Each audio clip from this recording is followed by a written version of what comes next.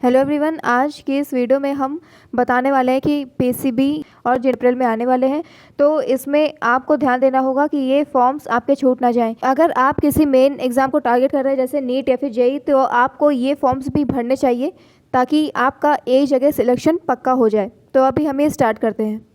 तो उसमें सबसे पहला फॉर्म है आईसर आईएटी। ये जो आईसर आईएटी है, इसका फुल फॉर्म होता है आईसर एप्टीट्यूड टेस्ट। ये एक ऐसा एंट्रेंस एग्जाम होता है जिसे देकर आप इंडिया के टॉप साइंस इंस्टीट्यूट जैसे आईआईएसईआर और आईसीएसई बेंगलोर में अपना एडमिशन ले सकते हैं। ये उन स्टूडेंट्स के लिए होता है जो कि इंजीनियरिंग या फिर मेडिकल के बजाय प्योर साइंस और रिसर्च में जाते हैं, जैसे जो फिजिक्स है, केमिस्ट्री है, बायो है, मैथ्स है। का जो लेवल होता है वो नीट के ही लेवल का पूरा पेपर आता है। इसके लिए आपको पीसीएमबी लेनी होती है। ये एंट्रेंस में आपसे इसी के क्वेश्चंस पूछे जाते हैं। ये जो कोर्स है ये 5 ईयर्स का होता है, ठीक है। इसमें बीएसएमएस डीएड डुअल डिग्री होती है, तो एक साथ ही दोनों डिग्री हो जाती है बीएसएमएस, ठीक है।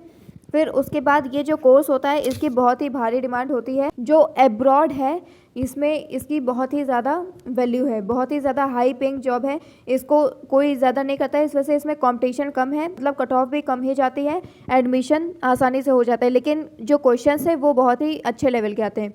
उसके बाद अगला जो टेस्ट आने वाला है, जो एग्ज़ाम आने वाला है आपका, वो है नाइसर नेक्स्ट, ठीक है। ये इसकी जो लास्ट डेट है वो है 6 अप्रैल। 6 अप्रैल तक आपको ये फॉर्म भरना है। ये नेक्स्ट जो है इसकी फुल फॉर्म होती है नेशनल एंट्रेंस स्क्रीनिंग टेस्ट। ये एक नेशनल लेवल का एंट्रेंस एग्जाम होता है जिसे देकर आप नाइसर भुवनेश्वर जैसे जो इंस्टीट्यूट्स हैं उसमें अपना एडमिशन ले सकते हैं। ये उन स्टूडेंट्स के लिए होता है जिनका की जो मेन रुचि होती है वो होती है साइंटिफिक रिसर्च में, जो कि आगे चल के साइंटिस्ट बनना चाहते हैं। इसमें भी बहुत ही अच्छे लेवल के क्वेश्चन पूछे जाते हैं। इसकी इंडिया में भी बहुत हाई डिमांड है और एब्रॉड में भी बहुत ही हाई डिमांड है। इसको भी ज़्यादा लोग नहीं करते, इस वजह से इसमें कॉम्पिटिशन काफ़ी कम है और इसकी सैलरी काफ़ी ज़्यादा है।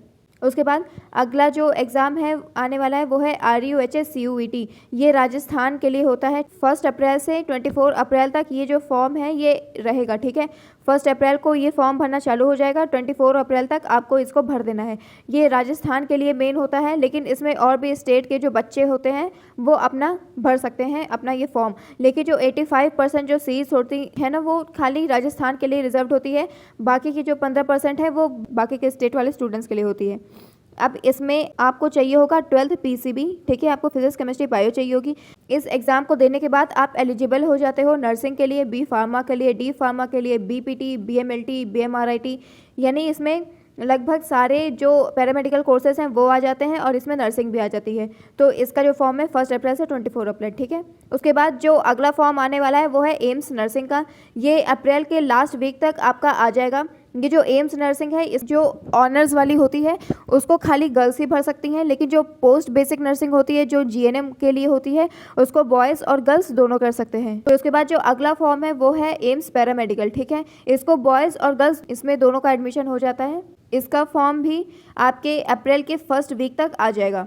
ये जो एम्स पैरामेडिकल है इस फार्मेसी और फिजियोथेरेपी को छोड़ करके एम्स पैरामेडिकल में बाकी सारे कोर्सेज हैं। जो अगला एग्जाम जो आने वाला है वो है ABVMU CNET। ये उत्तर प्रदेश के लिए होता है। उसका जो फॉर्म है वो 15 अप्रैल तक आपका रिलीज हो जाएगा। इसको बॉयज़ और गर्ल्स दोनों ही कर सकते हैं। इन यूपी के स्टूडेंट्स को गवर्नमेंट सीट्स मिलती हैं, वो स्कोर के हिसाब से होता है। लेकिन अगर कोई दूसरे राज्य का जो बच्चा है, कोई दूसरे स्टेट का बच्चा अगर आके यूपी सेलेक्ट कर रहा है तो उसको खाली प्राइवेट ही मिलेगा। उसके बाद जो 7वां फॉर्म में आने वाला है वो है CPET, यानी CPET, ABVMU CPET, यानी ये पैरामेडिकल के लिए, CNET नर्सिंग के लिए, CPET पैरामेडिकल के लिए, ठीक है। इसका फॉर्म भी अप्रैल के मिड में आ जाएगा, ठीक है।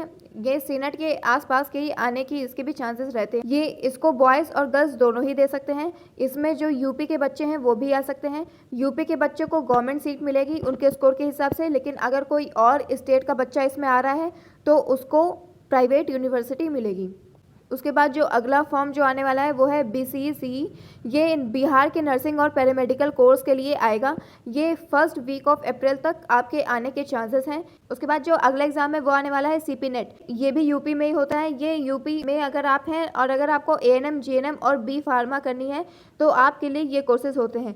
इसका भी फॉर्म आपके मिड अप्रैल तक आ जाएगा, 14-15 अप्रैल तक, ठीक है। उसके बाद जो अगला एग्जाम जो आने वाला है वो है MPESB पैरामेडिकल, ठीक है। ये जो MPESB पैरामेडिकल है ये नौकरी के लिए है, यानी अगर आपने कोई भी पैरामेडिकल में कोर्स किया हुआ है, अगर वो पूरा हो चुका है तो नौकरी के लिए आप इसमें अप्लाई कर सकते हैं। इसके लास्ट डेट अभी जल्द ही ख़त्म हो जाएगी, वो है 30 मार्च। तो आज की वीडियो के लिए बस इतना ही।